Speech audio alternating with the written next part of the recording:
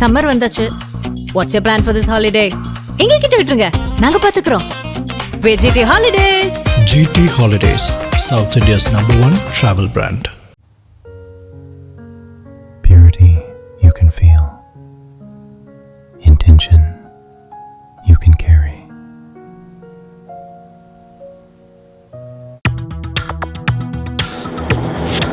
Delivering smiles all around the professional careers. Reach us to reach them. அப்படி 6 மாதம் கொண்டு வரும்போது ஓராண்டு இங்கு கவர்னர் ஆட்சினா, கவர்னர் ஆட்சி என்பது யாருடைய ஆட்சி? பாஜக ஆட்சி. அதன் பிறகு ஓராண்டு கழித்து தேர்தலை எதிர்கொள்கிற பொழுது விஜய் 150-200 இடத்துல ஜெயிச்சு ஒரு எவராலும் அசைக்க முடியாத ஆட்சியை கொண்டு வருவதற்கான வாய்ப்பு இருக்கிறதா நான் பார்க்குறேன். அது பாஜக நினைக்காதா? பாஜகவை எதை பற்றியும் நினைப்பு கிடையாது. அவங்க காங்கிரஸ் கட்சியினுடைய முக்கியத்துவத்தை, காங்கிரசினுடைய வளர்ச்சியை தடைப்படுத்த வேணுங்கிறதா ஒரே நோக்கம், குறிக்கோளாக இருக்கிறது. 2 திராவிட கட்சிகளையும் வீழ்த்தி ஒரு 3வது ஒரு பெரிய சக்தி வந்துருச்சு. இந்த 3வது பெரிய சக்தியை நாம் வளரவிடக்கூடாது, ஆட்சி அதிகாரத்திற்கு வரவிடக்கூடாது என்கிற பார்வை இந்த 2 திராவிட கட்சிகளிலும் பயணிக்கிற 100% பேருக்கு இருக்கு. சரி, எதிர்காலத்தில் அண்ணா திராவிட முன்னேற்ற கழகத்தை ஆட்சி அதிகாரத்திற்கு கொண்டு வரக்கூடிய சக்தியோ வல்லமையோ எடப்பாடி பழனிசாமிக்கு இருக்கிறதா? இல்ல. அப்ப இந்த நம்பிக்கை இப்ப இருக்கிற அந்த சட்டமன்ற உறுப்பினருடைய கருத்தாக்கம் அதுவாக தான் இருக்கு. உங்களால முடியாதுங்க. திமுக தலைவர் விஜய் முதலமைச்சராக அவர் பதவி ஏற்பதில் துளி கூட எடப்பாடி பழனிசாமிக்கு விருப்பம் இல்லை. அவர் விருப்பத்துப்படி நடக்கும். இல்ல, ஆதரவு சொல்லல, ஆதரவோ எதிர்ப்போ. சரி, ஒருவேளை அண்ணா திமுக ஒரு பிரிவு பிரிந்தா அது தாபேக்கா போக வாய்ப்பு இருக்கா? தாபேக்காவுக்கு ஆதரவு கொடுக்க வாய்ப்பு இருக்கா? ஆமாமா, பெரும்பான்மையான சட்டமன்ற உறுப்பினர்கள், முன்னாள் அமைச்சர்களாக இருந்தவர்கள், முன்னாள் சட்டமன்ற உறுப்பினர்களாக இருந்தவர்கள் பெரும்பாலானோர் ஆட்சியில் பங்கு பெற வேண்டும் என்கிற மனத்தாக்கமான எண்ணம் இருக்கிறது. இடத்துல தாவேகா 2ஆம் இடம் வந்திருக்கு, 3ஆம் இடம் அதுதான். நீங்க 10-16 தொகுதிகளில் கட்டுத்தொகை இழந்திருக்கு, பல இடங்கள்ல மோசமான தோல்வி இருக்கு.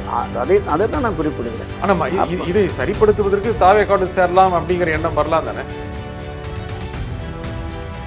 வணக்கம் ஆகாயம் நண்பர்களே. விஜய் ஆட்சி அமைப்பாரா? அதிமுக ஆதரவு தருமா? யார் ஆதரவு தருவார்கள்? இதை பற்றி பேசுவதற்காக பத்திரிகையாளர் திரு துரை கருணா இங்க வந்திருக்கார். வணக்கம் திரு துரை. வணக்கம் சகோதரா. விஜய் ஆட்சிக்கு வந்துருவாரா? விஜய் ஆட்சி அமைப்பார். யார் ஆதரவு மாற்று கொடுத்து இல்லை. இப்போ இதுவரையிலும் காங்கிரஸ் கட்சி ஆதரவு இருக்கிறது, கம்யூனிஸ்ட் கட்சியினுடைய ஆதரவை கேட்டு போயிருக்காங்க. விசிக்கு ஆதரவு தாண்டி இந்திய யூனியன் முஸ்லீம்களுடைய ஆதரவையும் கேட்டு கடிதம் கொடுத்து அது தொடர்பாக பேசி கொண்டிருப்பதாக நமக்கு தெரிகிறது. தாவேகா தரப்பில் ஐயுஎம்எல் டெல்லி லீடர்கிட்டே பேசுகிறாங்க அப்படிங்கிற மாதிரி, ஒரு மதசார்பற்ற ஆட்சி அமைவதற்கு உங்களுடைய ஒத்துழைப்பு வேணும் அப்படிங்கிற மாதிரி கேட்டிருக்காங்க அப்படின்னு நான் கேள்விப்பட்டேன். ஸோ அந்த வகையில் இந்த கிட்டத்தட்ட 108 + 5 113 கொடுத்துருக்காரு. இவங்க ஒரு 8 சீட்டு வர்ற போது அது ஒரு 121 இடம் வந்துடும். ஏன்னா அந்த அளவுக்கு வருகிற பொழுது ஆளுநர் எதிர்பார்த்த அந்த 118 இலக்கையும் தாண்டி வருவதால் நிச்சயம் அவர் ஆட்சி அமைப்பார் அப்படிங்கிற மாதிரி எனக்கு தெரியுது. ஒருவேளை அவர் ஆட்சி அமைக்காத சூழல் ஏற்பட்டு ஒரு 6 மாதம் கவர்னர் ரூல் கொண்டு வந்துடுவாங்க. எந்த கட்சியும் தேர்தலை எதிர்கொள்வதற்கு தயாராக இல்லை. இந்த 6 மாதங்கள் என்பதை மறுபடியும் எலெக்ஷன் கமிஷன் தயாராக இல்லைன்னு ஒரு 6 மாதம் கொண்டு போவாங்க. அப்படி 6 மாதம் கொண்டு வரும்போது ஓராண்டு இங்கு கவர்னர் ஆட்சினா, கவர்னர் ஆட்சி என்பது யாருடைய ஆட்சி? பாஜக ஆட்சி வந்துடும். அதன் பிறகு ஓராண்டு கழித்து தேர்தலை எதிர்கொள்கிற பொழுது விஜய் 150-200 இடத்துல ஜெயிச்சு ஒரு எவராலும் அசைக்க முடியாத ஆட்சியை கொண்டு வருவதற்கான வாய்ப்பு இருக்கிறதா நான் பார்க்குறேன். நீங்கள் சொன்ன அதே கருத்து எல்லா கட்சிகளுக்கும் தெரியும் இல்லையா? திமுக அதிமுகவும் தெரியும். ஒரு வருஷம் இல்லைன்னா 6 மாசம் ஒத்தி போட்டாவே விஜய் 150+ அடிச்சிருவாரு. நீங்களே சொன்னதுதான். அதனால இந்த தேர்தலாம் வர வேண்டிய நிலைமை வேண்டாம்னு சொல்லி திமுக நினைக்குது, அதிமுக நினைக்குது. நிச்சயமாக. அது பாஜக நினைக்காதா? பாஜகவை எதை பற்றியும் நினைப்பு கிடையாது. அதாவது அவங்க காங்கிரஸ் கட்சியினுடைய முக்கியத்துவத்தை, காங்கிரசினுடைய வளர்ச்சியை தடைப்படுத்த வேணுங்கிறதா ஒரே நோக்கம், குறிக்கோளாக இருக்கிறது. தாவேகா கூட காங்கிரஸோட பேசிட்டு இந்த 118ங்கிற இலக்கத்தை தாண்டி ஆதரவு நிலைப்பாட்டை பெற்றுக்கொண்டு அப்புறமா காங்கிரஸோட அவங்க ஏன்னா காங்கிரஸ் தேர்தலுக்கு முன்னே அவங்க பேசிக்கிட்டு இருக்காங்க, அவங்களோட அதை பண்ணியிருக்கணும். அவசரப்பட்டு அந்த ஒப்பந்தத்தை பெற்றதோடு அதில் என்ன பண்ணிட்டாங்கன்னா, இந்த 5 ஆண்டு மட்டுமல்ல நடைபெறுகிற ஊரக உள்ளாட்சி தேர்தல்களிலும் அதை தொடர்ந்து 2019 நாடாளுமன்ற தேர்தலிலும் தாவேகாவோடு பயணிப்பது 2029 நாடாளுமன்ற தேர்தலையும் தாவேக்காவோட பயணிக்கிற உடனே 2029 அப்படின்னு உடனே பாஜகவுக்கு டக்குன்னு ஆஹா அதிர்ந்து போயிட்டாங்க. பெரிய அளவில் ஒரு அதிர்ச்சி காங்கிரஸ் உருவாக்கிடுச்சு. தாவேக்கா அதற்கு உடன்பட்டு போய்விட்டதே அப்படிங்கிறதுனால தான் வழக்கமான நடைமுறையை ஆளுநர் பின்பற்றவில்லை. நம்ம பார்த்துருக்கோம் பல மாநிலங்களில், மத்தியிலும் சரி மாநிலத்திலும் சரி, இது மாதிரி அறுதி பெரும்பான்மை கிடைக்காமல் கட்சி தனிப்பெரும்பான்மை பெற்று வருகிற பொழுது அந்த கட்சியை ஆட்சி அமைக்க அழைத்து அவர்கள் சட்டப்பேரவையை கூட்டி அந்த சட்டப்பேரவையில் தன்னுடைய அறுதி பெரும்பான்மையை நிரூபிக்க வேண்டும் அப்படிங்கிறத வழக்கமான நடைமுறையாக இருந்தது. அந்த அடிப்படையில் தான் தாவேக்காவுமே தமிழக வெற்றி கழகத்தினுடைய அந்த சட்டமன்ற கட்சி குழு தலைவராக விஜய் தேர்ந்தெடுக்கப்பட்டவுடனே அந்த நடைமுறை அடிப்படையில் தான் போகிறாங்க. போய் ஆட்சி அமைக்க எங்களுக்கு அழைப்பணும், இது மாதிரி எங்களை தேர்ந்தெடுத்திருக்காங்க அப்படின்னு சொல்லிட்டு +5 இருக்குது, 113 இருக்குது அப்படிங்கிற மாதிரி. அந்த ஆளுநர் அவர் இல்லை, இந்த அறுதி பெரும்பான்மை என்கிற 118 இலக்கம் வந்தால் தான் நான் உங்களை அனுமதிப்பேன் அப்படிங்கிறது அது ஒரு சரியான அணுகுமுறை இல்லை. அரசியல் கட்சி அது தவறுன்னு சொல்லி எல்லாரும் சொல்றாங்க. ஆமா ஆமா, திமுகவோட கூட்டணி கட்சிகளும் சொல்றாங்க. ஆமா, திமுக அதிமுக மட்டும் தான் சொல்லல. இப்ப இந்த அணுகுமுறை என்பது ஒரு சரியானது இல்லை என்கிற பார்வை நிச்சயமா திராவிட முன்னேற்ற கழகத்துக்கு தான் நிச்சயமா இருக்கணும். ஆளுநருக்கு எதிராக தொடர்ந்து இந்த கடந்த 5 ஆண்டுகளாக களமாடிய திமுக தான் முதல் குரலை கொடுத்துருக்கணும். ஏன்னா அவங்க தான் ஆளுநருடைய அதிகாரத்தையே கேள்விக்குறி எழுப்பி கடந்த 5 ஆண்டுகளாக போராடியவர்கள்.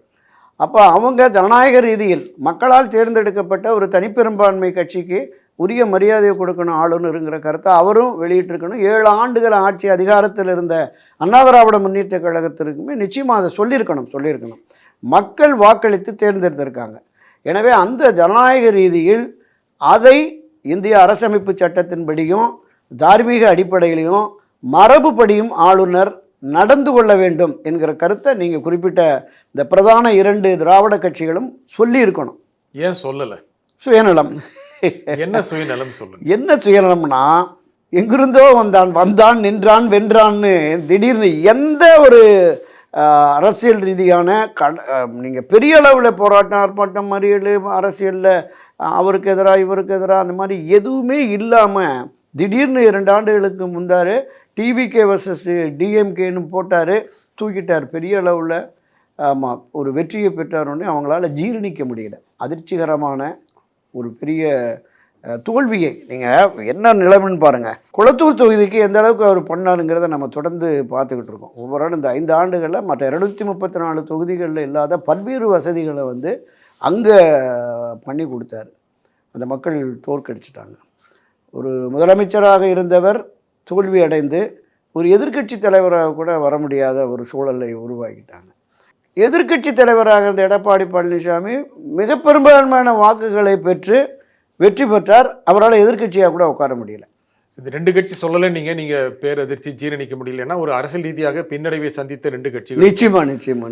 நேற்று இரவு வரைக்கும் அதிமுக திமுக ஒரு அணியில வந்துருவாங்க அப்படின்னு ஒரு பேச்சு நிறைய பேர் தூங்க விடல. அந்த மாதிரி ஒரு வாய்ப்பு இருந்திருக்குமா? இல்லை, என்னன்னா முதலமைச்சர் பத்திரிகை கொடுத்த பேட்டியில தாவேக்கா ஆட்சி அமைப்பதற்கு இடையூறாக இருக்க மாட்டோம், 6 மாதங்கள் அவர்கள் ஆட்சி அமைக்கட்டும் அப்படின்னு சொல்லிட்டாங்க. அப்படிங்கும்போது அதிமுக திமுக அணி வருவதற்கு வாய்ப்பு இல்லை.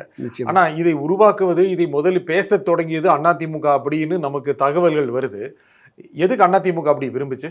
இல்லை, இப்போ வலைத்தளங்கள்லேயும் காட்சி ஊடகங்கள்லேயும் பல்வேறு விதமான தகவல்கள் வந்தது. நள்ளிரவு முதல் இது பெரிய அளவில் பேசுபொருளாக இருந்தது. இப்போ என்னை பொறுத்தளவில் இந்த அள்ளாமல் குறையாது இல்லாமல் பிறக்காது அப்படிங்கிற மாதிரி ஒரு பழமொழி இருக்குது. அந்த அடிப்படையில் யாரோ நிச்சயமாக அண்ணா திராவிட முன்னேற்ற கழக தரப்புலையோ திமுக தரப்புலையோ கூட இதை சொல்லியிருக்கலாம். ஏன்னா கடந்த பல ஆண்டுகளாகவே அவங்களுக்குள்ள நாங்கள் பங்காளிகள், எங்களுக்குள்ளே அடிச்சுக்குவோம், மாறி மாறி நாங்கள் ஆட்சிக்கு வந்துடுவோம், வேறு யாரையும் விடமாட்டோம்னு திமுக தரப்புலையும் சொன்னாங்க, அண்ணா திமுக தரப்புலையும் சொன்னாங்க. அதாவது பங்காளிக்குள்ள தான் எல்லாம், யாரும் மற்றவர்கள் பங்குக்கு வரக்கூடாதுங்கிற அந்த கருத்தாக்கத்தின் அடிப்படையில் இருந்தாங்க. இப்போ திராவிட முன்னேற்ற பங்கு போட்டுக்கோ. ஆமாம், திராவிட முன்னேற்ற கழகத்தை பொறுத்தளவில் தாவேக்காவுக்கு எந்த பிரச்சனையும் பண்ண மாட்டோம், 6 மாதம் நாங்கள் இருப்போம் அப்படிங்கிற மாதிரி அவங்க சொல்லிட்டாங்க. இதை சொல்றது மூலம் அதிமுகவோட எந்த அணியெல்லாம் இல்லைங்கிறத தெளிவுபடுத்திட்டாரா திரு ஸ்டாலின்? இல்லை இன்னும் கூட ஏதாவது வாய்ப்புகள் இருக்கா? இல்லை, இப்போ திராவிட முன்னேற்ற கழகம் நிச்சயமாக பிரதான எதிர்க்கட்சியாக தனித்து செயல்படுது என்கிற முடிவுக்கு வந்துட்டாங்க. இங்கே இந்த பங்காளிகள்ங்கிற விஷயம் இருக்குல்ல, 2 திராவிட கட்சிகளையும் வீழ்த்தி ஒரு 3வது ஒரு பெரிய சக்தி வந்துருச்சு. இந்த 3வது பெரிய சக்தியை நாம் வளரவிடக்கூடாது, ஆட்சி அதிகாரத்திற்கு வரவிடக்கூடாது என்கிற பார்வை இந்த 2 திராவிட கட்சிகளிலும் பயணிக்கிற 100% பேருக்கு இருக்கு. ஆனா வந்துட்டாரு மக்களுடைய ஆணை. ஆமா, மக்களுடைய ஆணை, மக்களுடைய விருப்பம், அவர்களுடைய தீர்ப்பை ஏற்று அவங்கள ஆட்சி செய்ய அனுமதிக்கணும். அவர் 6 மாதம் அந்த சொல்லுவாங்கல்ல, ஆட்சி வந்தவங்க அனிமீன் பீரியடுன்னு சொல்லி அந்த 6 மாத காலம் பார்த்துட்டு நீங்கள் என்ன முடிவு வேணாலும் எடுத்துக்கலாம். இப்போ திமுக அறிவித்ததில் நாங்கள் வந்து எந்த தொலைதொடர்பு பண்ண மாட்டோம் அப்படின்னு சொல்லி, நீங்கள் அண்ணா திராவிட முன்னேற்ற கழகத்தில் என்ன முடிவு எடுக்க போகிறீங்க? அப்போ நீங்கள் ஒரு சாரார் அண்ணா திராவிட முன்னேற்ற கழகத்தில் நாம் வந்து இந்த 5 ஆண்டுகளும் நிபந்தனையற்ற ஆதரவு வெளியிலிருந்து கொடுப்போம். நாளை அம்மா வழியில், தலைவர் வழியில் இந்த ஆட்சி போகலை, நாங்கள் நடத்தின அந்த நல்ல ஆட்சியும் இவங்க கொடுக்கல அப்படின்னு சொல்லிட்டு அப்போ போர்க்குரல் எழுப்பி ஏதாவது பண்ணிக்கலாம். நிபந்தனையற்ற ஆதரவு என்கிற ஒரு நிலைப்பாட்டை எடுத்திருக்கலாம். அதுல பாதி பேரு இந்த மாதிரி இருக்கிறவங்க யாரு சொல்லுங்க? இல்ல, பாதி பேரு முதல்ல ஆதரவு கொடுக்க எடப்பாடி தயாரா இல்ல. எடப்பாடி மீண்டும் எப்படியாவது முதலமைச்சர் ஆகணும் அப்படிங்கிறது தான் அவருடைய கனவாக இருக்கிறது. 57 47 இடம் இல்லை, 40 இடம் வந்தா கூட முதலமைச்சராக வர்றதுக்கு ஏதாவது வாய்ப்பு இருக்குமா அப்படின்னு இன்னும் முயற்சிக்கிறாரு அப்படிங்கிற மாதிரி எல்லாம் பேசுறாங்க. அதான் திமுக பேசுறாரோ. ஆமா, திமுக தூது விட்டது யூகங்களாக. ஆமா, யூகங்களாகத்தான் இது வருது. ஆமா, அப்படிப்பட்ட சூழல்ல நீங்க திமுக மாதிரியே நாங்கள் வந்து 5 ஆண்டுகளும் இந்த ஆட்சியை ஆள விடுவோம், அல்லது 6 மாதம் ஆள விட்டால் போதும். 6 மாதம் ஆள விட்டால் போதும். என்ன இல்லை, மக்கள் அதான் 5 ஆண்டுகளுக்கு ஒரு முறை இந்த ஆட்சி நடைபெற வேண்டும், அதற்கு எந்த இடையூறும் செய்ய மாட்டோம், மக்களுடைய கருத்துக்கு மதிப்பளிப்போம் அப்படின்னு தான் முன்னாள் தலைவர்கள், கடந்த காலங்களில் இருந்த தலைவர்களாகட்டும் அந்த மாதிரி தான் சொல்லுவாங்க. ஒரு ஆட்சி வருகிற பொழுது அவங்கள ஆள விடுவோம், நாங்கள் இடையூறு செய்ய மாட்டோம்னு. அதைத்தான் இவரும் சொல்லியிருக்காரு. அப்போ நாங்கள் பிரதான எதிர்க்கட்சியான திமுக எடுத்து அந்த முடிவு இருக்குல்ல, அதுதான் சரியான முடிவுன்னு பார்ப்போம். அண்ணா திமுக பொறுத்தளவில் அவங்களும் எங்களை மக்கள் வந்து இப்போ புதிய ஒரு ஆட்சியை தேர்ந்தெடுத்திருக்காங்க, மக்கள் விருப்பத்திற்கு நாங்கள் மக்கள் தீர்ப்பு, மகேஷன் தீர்ப்பு, எனவே மக்கள் தீர்ப்புக்கு தலைவணங்கி தவேக ஆட்சி அமைக்கட்டும், நாங்கள் எந்த இடையூறும் செய்ய மாட்டோம், நாங்கள் எங்களுடைய தனியாக எங்களுடைய நிலைப்பாட்டில் எதிர் அணியாகவே இருந்து செயல்படுவோம் அப்படிங்கிற மாதிரி ஒரு ஸ்டேட்மெண்ட்டை கொடுத்துருக்கலாம். இப்போ இதில் தாவேகாவோடு இணைந்து ஆட்சி அதிகாரத்தில் பங்கு என்று விஜய் சொல்லிட்டதுனால அந்த ஆட்சி அதிகாரத்தில் பங்கு பெறுவோம் என்று ஒரு சிலரும், அந்த ஒரு சிலரெல்லாம் யாருன்னு சொல்லுங்க. இல்லை, அதுதான் அவங்க வந்து சிபி சண்முகம் தலைமையில் ஒரு 20-25 எம்எல்ஏக்கள் இந்த கருத்தாக்கத்தில் இருக்காங்க. ஏற்கனவே எதிர்க்கட்சியாக கடந்த முறை திமுக ஆட்சியில் இருந்தோம். இந்த முறை நீங்கள் ஆட்சி அதிகாரத்திற்கு நாம் வந்து விடுவோம் என்ற நம்பிக்கையோடு களமாடி நாங்கள்லாம் வெற்றி பெற்று வந்திருக்கிறோம். எனவே இன்னும் எதிர்க்கட்சியாக இன்னொரு 5 ஆண்டுகள் என்ற சரி, எதிர்காலத்தில் அண்ணா திராவிட முன்னேற்ற கழகத்தை ஆட்சி அதிகாரத்திற்கு கொண்டு வரக்கூடிய சக்தியோ வல்லமையோ எடப்பாடி பழனிசாமிக்கு இருக்கிறதா? இல்லை. அப்ப இந்த நம்பிக்கை இப்ப இருக்கிற அந்த சட்டமன்ற உறுப்பினருடைய கருத்தாக்கம் அதுவாக தான் இருக்கு. உங்களால முடியாதுங்க, 2021 தோத்துட்டோம், இப்பவும் தோத்துட்டோம், நாடாளுமன்றத்தை பெரிய பின்னடைவு, சரிவு, எல்லாம் ஒற்றுமையா இருக்கணும்னு எல்லாரும் பேசணும், எதையுமே கேட்கல. பிரதான எதிரினி திமுகன்னு களமாடுறதுக்கு பதிலாக கட்சியில் இருக்கிற முன்னணி தலைவர்கள் தான் எதிரின்னு தீர்மானித்து ஒவ்வொருத்தனா வெளியே தூக்கி போட்டீங்க. சசிகலா நீக்கம், ஓபிஎஸ் நீக்கம், அவர் அன்பராஜா நீக்கம், செங்கோட்டையன் நீக்கம், மைத்ரேயன் நீக்கம்னு கட்சி நிர்வாகிகளை எதிரிகளாக கருதி நீங்கள் செயல்பட்டதனுடைய விளைவு தான் இது.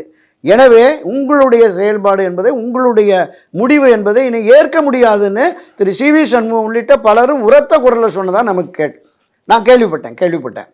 இது சரியான அணுகுமுறை இல்லை அப்படின்னு. எடப்பாடி வெளியிருந்து ஆதரவு கொடுக்க தயாரா இருக்காரா? இல்லவே இல்லையா? அது இன்னும் நமக்கு முழுமையா தெரியல. அவருடைய எண்ண ஓட்டம் என்பது இவ்வளவு பெரிய ஒரு தோல்வி ஏற்படும் என்று நம்ம நம்பல. 210 தொகுதினா 100-120 ஜெயிச்சு ஆட்சிக்கு வந்துடும் முடிஞ்சிருச்சு. இப்போ அதிமுக தாவேகா தலைவர் விஜய் முதலமைச்சராக அவர் பதவி ஏற்பதில் துளி கூட எடப்பாடி பழனிசாமிக்கு விருப்பம் இல்லை. அவர் விருப்பத்துப்படி நடக்க முடியும். இல்லை, ஆதரவு சொல்லல, ஆதரவோ எதிர்ப்போ, எதிர் அணி என்கிற நிலை, எதிர்க்கட்சியாக கூட வர முடியல, பிரதான எதிர்க்கட்சியாக கூட வர முடியாத சூழல் இருக்கிறது. எனவே கட்சியை வளர்த்தெடுத்து நீங்கள் அங்கே போய் தாவேகாவில் இணைந்து இந்த அதிமுக கூட்டணி ஆட்சியில் இடம்பெறும், அதான் இணைந்து கூட்டணி ஆட்சி என்று போனால் அதிமுகவினுடைய எதிர்காலம் இன்னும் மோசமா போயிடும். நீங்க சொல்றீங்களா அது? நிச்சயமா இன்னும் மோசமா போயிடும். நீங்க சரி, நீங்க சொல்றது நீங்க நிறைய சொல்ல நினைக்கிறீங்க, இருந்தாலும் நான் இடையூறு பண்றேன். அதிமுக தாவேகாவோட கூட்டணி அமைத்தால் எதிர்காலம் இன்னும் மோசமா போகுங்கிறீங்க. சரி, போகவே இல்லை, கூட்டணி அமைக்கவே இல்லை, அப்போ மட்டும் நல்லா இருக்குமா? இல்லை, நல்லா இருக்கிறதுக்கான முயற்சியை மேற்கொள்ளணும். நல்லா இருப்பதற்கு கட்சியின் கட்டமைப்பை மறுசீரமைத்து அதை கொண்டு போகணும். நீங்கள் இங்கே போய் தாவேகாவில் இருந்துட்டு, தாவேகாவில் கூட்டணி ஆட்சி 5 ஆண்டுகள் இருந்துட்டு, தாவேகாவுக்கு எதிராக அதிமுக ஆட்சிக்கு எனக்கு ஆதரவு கொடுங்கன்னு எந்த அடிப்படையில் அவங்களால போக முடியாது. அப்போ எடப்பாடி நினைக்கிறது சரி, தாவேகா பக்கம் போகவே கூடாது, ஆதரவு கொடுக்க கூடாது. எடப்பாடி நினைச்சாருன்னா எடப்பாடி அந்த நினைப்புல இருக்கிறாரா? இருந்தா நல்லது. நல்லது. ஆமா, நிச்சயமா கூட்டணிலாம் போக கூடாது, வேண்டாம். கட்சி காப்பாற்றப்படணும். எதிர்காலத்துல நீங்க ஆட்சி அதிகாரத்துக்கு வரணும்னா தாவேகாவோட இணைந்து பயணிக்க கூடாது. வெளியில இருந்து ஆதரவுங்கிறது சொல்லலாம். வெளியில இருந்து ஆதரவு என்பது நிபந்தனையற்ற ஆதரவு என்பது எப்படி 2006-11 திராவிட முன்னேற்ற கழகத்திற்கு காங்கிரசும் பாமகவும் அவங்க கூட்டணியில் இருந்து நிபந்தனையற்ற ஆதரவு தேர்தலில் போட்டிட்டாங்க. கூட்டணியில் இருந்ததுனால அவங்க போட்டிட்டாங்க.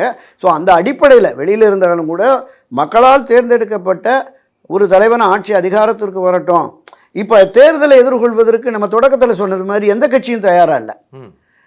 எந்த கட்சியும் தயாராக இல்லைங்கிற பொழுது இருக்கிற கட்சிக்கு, வாய்ப்பு கிடைக்கிற கட்சிக்கு ஒரு ஆதரவு நிலைப்பாடு வேணுங்கிற போது நீங்கள் வெளியிலிருந்து நாங்கள் அன்கண்டிஷனல் சப்போர்ட் வாங்கலை. அந்த மாதிரி ஒரு நிபந்தனையற்ற ஆதரவை நம்ம இருக்கோம். அவர்களுடைய ஆட்சி நல்லாட்சியாக தொடரும் என்று நாங்கள் விரும்புகிறோம். ஆட்சி மக்களுக்கு எதிரான நிலை வருகிற பொழுது அப்போ நாங்கள் என்னுடைய நிலைப்பாட்டை பார்த்துக்கோணும். நீங்கள் 6 மாதம் 1 வருடம் ஆட விட்டு அப்போ உங்களுடைய நிலைப்பாட்டிற்கு எதிராக தாவேகா செயல்படுகிறது என்றால் அப்போ இந்த நிபந்தனையற்ற ஆதரவை வெளியில வந்துட்டு அப்புறம் 3-4 வருஷம் களத்துக்கு போராடலாம். உள்ள போய் அமைச்சர் பதவியெல்லாம் கிடைச்சா ஒண்ணுமே செய்ய முடியாது. அதுதான் இருப்பாங்கல்ல தொண்டர்கள் உற்சாகமாக இருப்பாங்க. ஏன்னா பல பேர் அந்த கருத்தாக்கத்தில் தான் இருக்கிறாங்க. ஏற்கனவே 2021 2026 காலகட்டத்தில் எதிர்க்கட்சியாகவே இருந்துட்டோம்.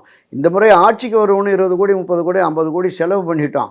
அப்போ எப்படி நீ இன்னும் ஒரு 5 வருஷம் நாம் எதிர்க்கட்சியாகவே செயல்பட்டு எதிர் அணியாகவே செயல்பட்டு அடுத்த ஆட்சிக்கு வருவோங்கிற நம்பிக்கையற்ற தன்மையில் இந்த பயணம் என்பது வீணாகிவிடும் அப்படிங்கிறதுல தான் இவங்க போகணுங்க சில பேர் சொல்கிறாங்க. சரி, ஒருவேளை அதிமுக ஒரு பிரிவு பிரிந்தா அது தாவேகா போக வாய்ப்பு இருக்கா? தாவேகாவுக்கு ஆதரவு கொடுக்க வாய்ப்பு இருக்கா? ஆமாம், பெரும்பான்மையான சட்டமன்ற உறுப்பினர்கள், முன்னாள் அமைச்சர்களாக இருந்தவர்கள், முன்னாள் சட்டமன்ற உறுப்பினர்களாக இருந்தவர்கள் பெரும்பாலானோர் ஆட்சியில் பங்கு பெற வேண்டும் என்கிற மன எண்ணம் இருக்கிறது. அதிமுக உடையுமா? அதிமுக உடைவது ஒரு ஆபத்தான போக்கு தான். கேட்கிறேன். நான் அடிக்கடி சொல்லுவேன்ல, அரசியல் களத்தில் எப்போது வேண்டுமானாலும் எது வேண்டுமானாலும் நடக்கலாம். இல்ல, உடைவதற்கான வாய்ப்பு மிக மிக குறைவுன்னு தான் பார்க்குறேன். ஏன்னா அவர்களை சமாதானப்படுத்தி கொண்டு வருவதற்கு கட்சியினுடைய பொதுச்செயலாளர் எடப்பாடி பழனிசாமி ஏதாவது முயற்சி மேற்கொள்கிறாரா, அது ஏதாவது திட்டம் வச்சிருக்கிறாரா, ஏதாவது யூகம் இருக்குப்பா. அந்த 3 பேரும் போய் அங்கே வச்சிருக்கிறதே இந்த 3 நாட்கள் அவங்க கொண்டு போய் இது என்ன புதுச்சேரியில், ஆமாம் புதுச்சேரியில் வச்சுருக்காங்க அப்படின்னு சொன்னாங்க. அப்போ இது சமாதானப்படுத்துகிற முயற்சிக்காக தான் இது நடக்கும். அந்த சமாதான முயற்சி வெற்றிகரமாக நடைபெற்று அவர்கள் ஒன்று வெளியிலிருந்து ஆதரவு இல்லை, எந்த ஆதரவுமே இல்லை, திமுக மாதிரி நம்மளும் ஒதுங்கி இருப்போம் அப்படிங்கிற மாதிரி இந்த 2 முடிவுகளில் எந்த முடிவை எடுக்கிறார்கள்னு தெரியல. இந்த 2 முடிவுகளில் எதுவுமே எடுக்காமல் நீங்கள் குறிப்பிட்டது மாதிரி இல்லை ஒரு 10-20 எம்எல்ஏ 3இல் 2 பங்கு வந்துட்டால் அந்த கட்சி மாறல் தடை சட்டம் அந்த 2 பங்கு தாவேகாவோடு இணைந்து கூட்டணி ஆட்சி என்று போகிறார்களா அல்லது தாவேகாவிலேயே இணைந்து விடுவார்களா? 2 பார்வை இருக்கு. முக்கியமான விஷயம் நீங்க சொல்றீங்க. அதான் அதிமுக உடைந்து தாவேகாவிலே இணைந்து விடுவது, ஆமா ஆதரவு தருவது. அதான் இணைந்து கூட்டணி ஆட்சின்னு ஒரு 4-5 மந்திரிகளை வாங்கிட்டு போவாங்களா, அல்லது இங்கிருந்து 3இல் 2 பங்கு வந்துட்டோம், நமக்கு கட்சி தாவல் தடை சட்டம் வராது, தாவேகாவிலே இணைந்து எதிர்கால அரசியல் என்பது இனி விஜய் பின்னாடி போனால் சரியாக வருங்கிற பார்வை அப்படி இருந்து அப்படி ஒரு நிலைப்பாட்டை எடுக்கிறது கூட வாய்ப்பு இருக்குது. என்ன நடக்க போகிறதுங்கிறது 2 நாளில் நமக்கு தெரிஞ்சிடும். ஆனால் இப்போ தானே தெரிய வேண்டியதாக இருக்குது, 2 நாள் பொறுக்க முடியாது. ஏன்னா விஜய்க்கு அழைப்பு முதல்ல எடுத்தாங்க, அது போனார், இன்னும் சொல்லிட்டாரு, ஆளுநர் சொல்லிட்டாரு, உங்களுக்கு யார் ஆதரவு கொடுக்குறாங்கிறது பட்டியல் வேணும், அப்போ தான் நிலையான ஆட்சி இருக்க முடியும் அப்படின்னு. நீங்கள் இந்த பேட்டியோட தொடக்கத்தில் சொன்னீங்க, திமுக அணியில் இருக்கவங்க ஐயுஎம்எல் போகலாம், சிபிஐ சிபிஎம் போகலாம், விடுதலை சிறுத்தைகள் கூட போக வாய்ப்பு இருக்குது. இருந்தாலும் கூட திமுக தரப்புல விட மாட்டேங்கிறாங்க, போகாதீங்க கொஞ்சம் பொறுங்கன்னு சொல்றாங்கங்கிறது செய்திகள் வருது. திரு ஸ்டாலினை கூட்டணி கட்சியில சந்திச்ச போது என்ன காரணம் அப்படின்னா, போறதை தான் அதிமுக உடஞ்சு போகட்டும் அப்படின்னு நினைக்கிறாங்க மாதிரி இருக்கு. இல்லை அதான் பல்வேறு விதமான தகவல்கள் வதந்திகள் போயிட்டு இருக்கு.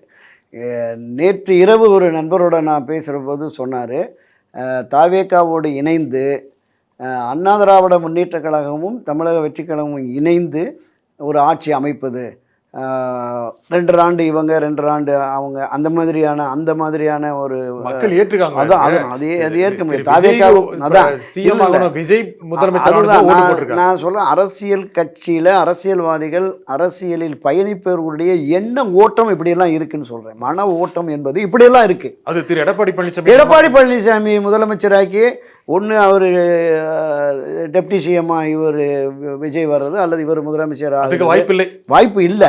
இந்த மாதிரியான கருத்தாக்கம் கூட இருக்கு.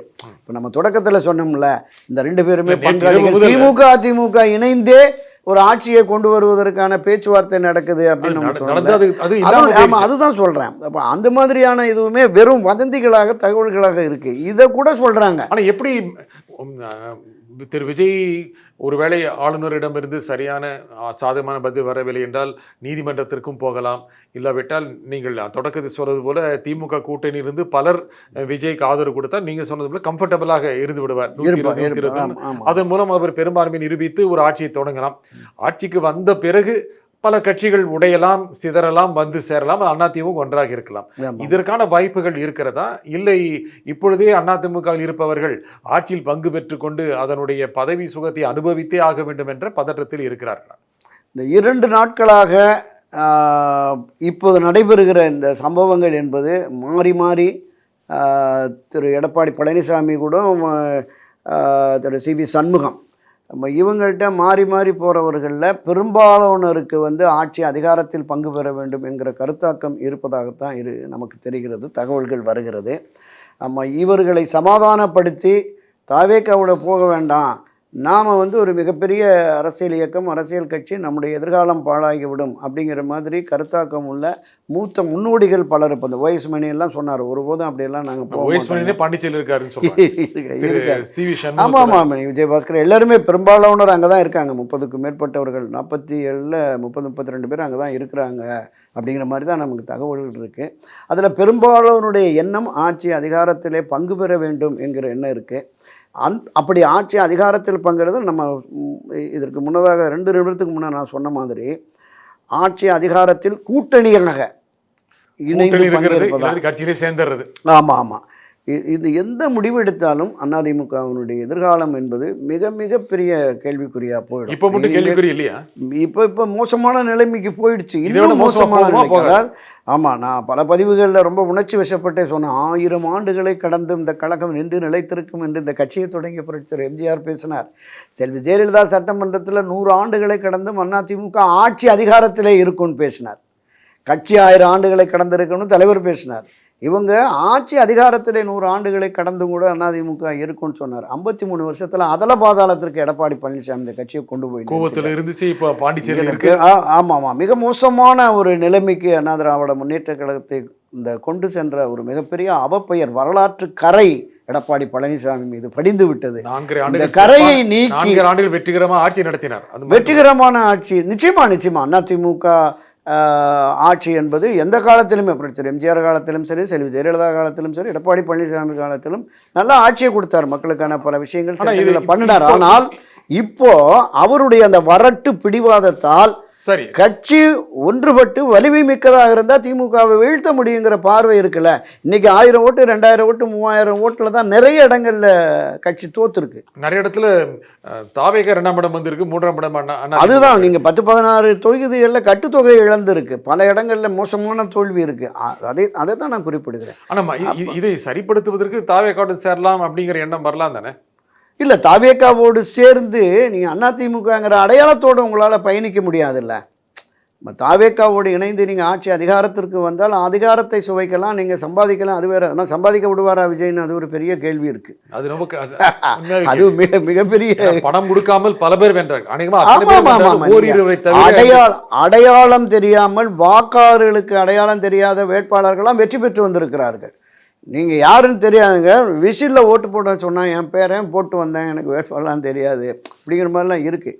இது வந்து ஒரு மிகப்பெரிய சிறுவர்கள் புரட்சி தான் நடந்திருக்கு. இளைஞர்கள் பெண்கள் தாண்டி ஒவ்வொரு குடும்பத்தில் இருக்கிற சிறுவர்கள், தாத்தா விசிலுக்கு போடு, அப்பா விசிலுக்கு போடுங்க, அம்மா நீ விசிலுக்கு போட்டு வந்தேன்னு சொன்னால் தான் நான் சாப்பிடுவேன் அப்படின்னா, குழந்தைக்காக போட்டு வந்தேங்க அப்படிங்கிறா.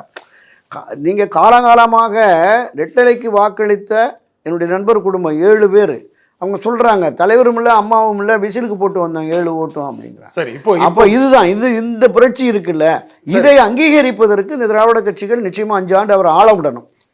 இப்போ விஜய்க்கு என்ன சாய்ஸ் இருக்கு சொல்லுங்க?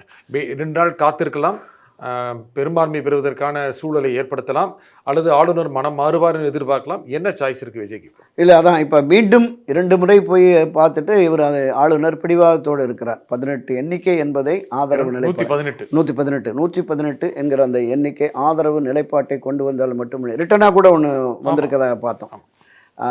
அந்த நிலைப்பாட்டில் உறுதியாக இருக்கிறார். அப்போ இந்த எண்ணிக்கையை பெறுவதற்கான முயற்சியில் தான் இப்போ நிர்வாகிகள், தாவேக்கா நிர்வாகிகள் இருக்காங்க. சிபிஎம் அலுவலகம், சிபிஐ அந்த மாநில செயலாளர்கள் சந்திச்சிருக்காங்க, விசிகா ஐஎம்எல்லாம் சந்திக்கிறது இருக்காங்க. நம்ம தொடக்கத்தில் சொன்னது மாதிரி அந்த 8 சட்டமன்ற உறுப்பினருடைய ஆதரவு வந்ததுன்னா நிச்சயமாக இந்த 113 + 8 21 வந்துடும், 121 இடம் வந்துடும். அப்போது கவர்னர் பார்க்குற போது எந்த மறுதளிப்பும் இல்லாமல் அவர் பதவி பிரமாணம் செய்து வைக்க வேண்டிய கடமை கட்டாயம். ஒருவேளை இவர்களுடைய ஆதரவு கிடைக்காத பட்சத்தில் நீதிமன்றத்தை நாடுவதற்கான வாய்ப்பு இருக்குது. சட்ட வல்லுநர்களோட ஆலோசனை நடத்திக்கிட்டு இருக்காரு அப்படின்னு கேட்டோம். நீதிமன்றம் பலமுறை கவர்னர்களுக்குள்ள அந்த அதிகார வரம்பு தொடர்பாக சொல்லியிருக்கு.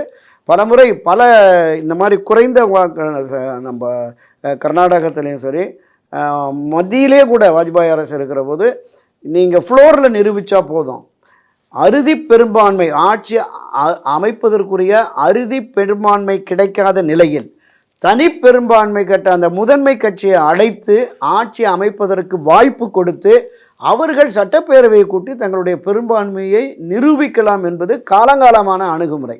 ஸோ அந்த அணுகுமுறையிலிருந்து ஆளுநர் இப்போ விலகி மாறி இருக்கிறார். இது இவங்க உச்சநீதிமன்றத்துக்கு போனாங்கன்னா ஒரே நாளில் தீர்ப்பு வந்துடும். அப்போ வர்றபோது ஆளுநர் அதை நிச்சயமாக அனுமதித்து தான் ஆகணும். நம்ம இந்த ஒரு அமைச்சரவை பதவியிலிருந்து பொன்முடி விக்கி உச்சநீதிமன்றம் சொன்னபோது இங்கே RN ரவி அதெல்லாம் முடியாது, தார்மீக அடிப்படையில் உடனே அதெல்லாம் தார்மீகமெல்லாம் பார்க்க முடியாது, பதவி பிரமாணம் செய்து வச்சுன்னா பண்ணினார்ல. ஸோ அப்படி உச்சநீதிமன்றத்தின் மூலம் வருகிற பொழுது அவர் ஆட்சிக்கு வந்து ஒரு 15 நாட்களுக்குள்ள இந்த அறுதி பெரும்பான்மையை நிரூபிக்கணும். நீங்கள் சொன்ன மாதிரி அந்த 15 நாட்களுக்குள்ள பல்வேறு விதமான அரசியல் கட்சிகளுடைய பிரச்சனை குழப்பங்கள் வரலாம். அறுதி பெரும்பான்மைக்கு அவருக்கு தேவையான எண்ணிக்கையை நிச்சயம் அங்கே சட்டப்பேரவையில் அவர் பெறுவதற்கான வாய்ப்பு கூடுதலாக இருக்கிறது. சார், இந்த நிகழ்ச்சியில் கருத்து கொண்டு உங்கள் கருத்து குறிப்பாக தெரிவிக்கிறேன்னா மிக நன்றி. நன்றி ஐயா, நன்றி. மீண்டும் ஒரு நிகழ்ச்சியை சந்திப்போம். நன்றி, வணக்கம்.